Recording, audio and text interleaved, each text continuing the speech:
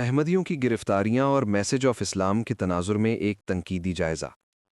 सब देखने और सुनने वालों की खिदमत में मोहब्बत भरा सलाम।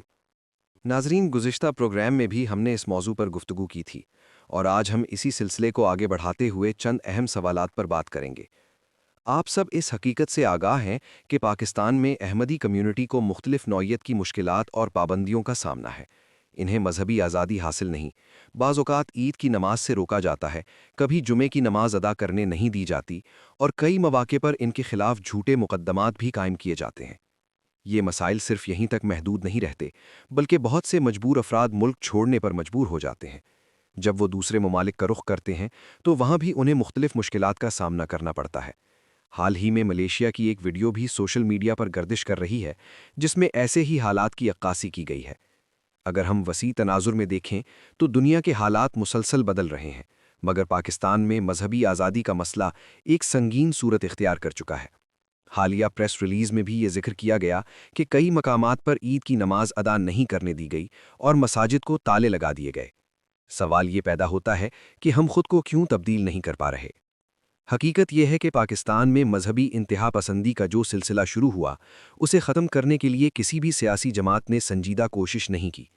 आमतौर पर सियासी जमातें ही माशरती तब्दीली का आगाज़ करती हैं, मगर हमारे यहाँ कोई ऐसी जुर्रतमंद क़यादत सामने नहीं आई जो इस मसले को हल करने की इब्तदा करती। 1974 का फैसला अपनी एक अलग हैसियत रखता है, मगर 1984 के बाद जो ऑर्डिनेंस जारी हुआ, उसने रोज़मर्रा ज़िंदगी और इबादात में शदीद रुकावटें पैदा कीं। ये एक ऐसा इक़दाम था जिसे बाद में आइन का हिस्सा बना दिया गया। उस वक्त सियासी जमातों ने मजबूरी के तहत इसे कबूल किया, लेकिन बाद में इसे ख़त्म करने के लिए कोई अमली कदम नहीं उठाया गया। वक्त के साथ ये मसला मज़ीद पेचीदा होता गया। बाज़ हलकों का ये भी मानना है कि मजहबी जमातों को सियासी मकासद के लिए इस्तेमाल किया गया, जिससे हालात मज़ीद बिगड़ गए। आज सूरत हाल ये है कि बाज़ मकामात पर लोगों को मसाजिद में दाखिल होने से रोका जाता है और शनाख्त की बुनियाद पर इम्तियाजी सलूक किया जाता है।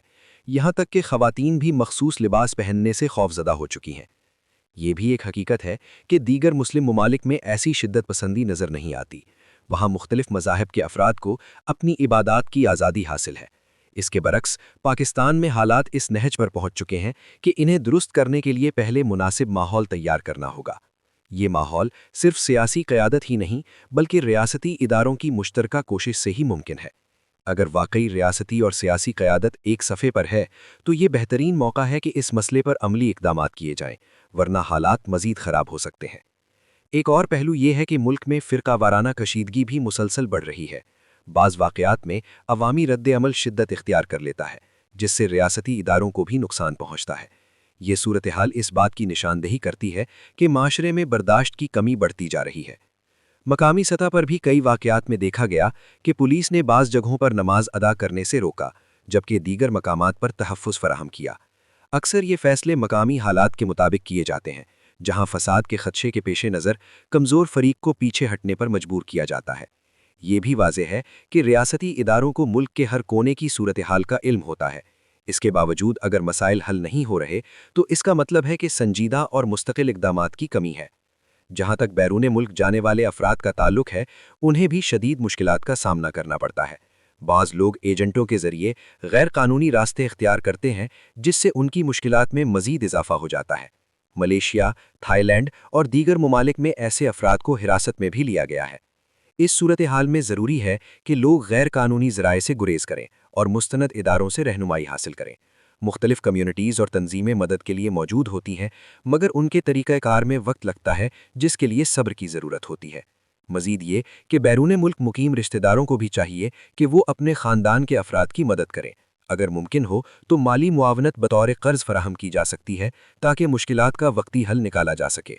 ये भी याद रखना चाहिए कि किसी भी मुल्क में अगर आप गैर कानूनी तौर पर मौजूद हैं, तो वहाँ के कवानीन सब पर यकसां लागू होते हैं, चाहे मर्द हों या ख़वातीन।